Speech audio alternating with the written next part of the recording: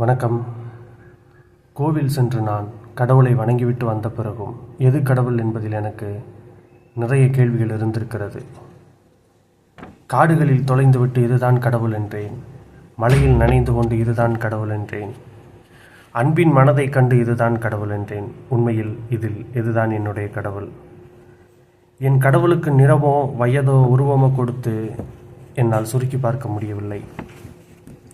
தன் உறவுகளோடு என் பெயரையும் சொல்லி அர்ச்சனை செய்து கோவில் வாசலை விட்டு வெளியே வருகிறாள் அவள். அவளிடமும் என் கடவுளையே பார்க்கிறேன். உண்மையில் இதில் எதுதான் என்னுடைய கடவுள்? உலகம் கடவுள் என்று சிலவற்றை எனக்கு அறிமுகம் செய்து வைத்தது.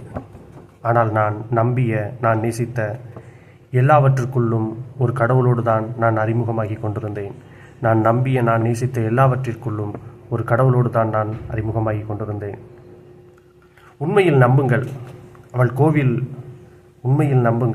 அவள் கோவிலை விட்டு வெளிவரும்போது நெற்றியில் திருநீரோடு வந்தாள்.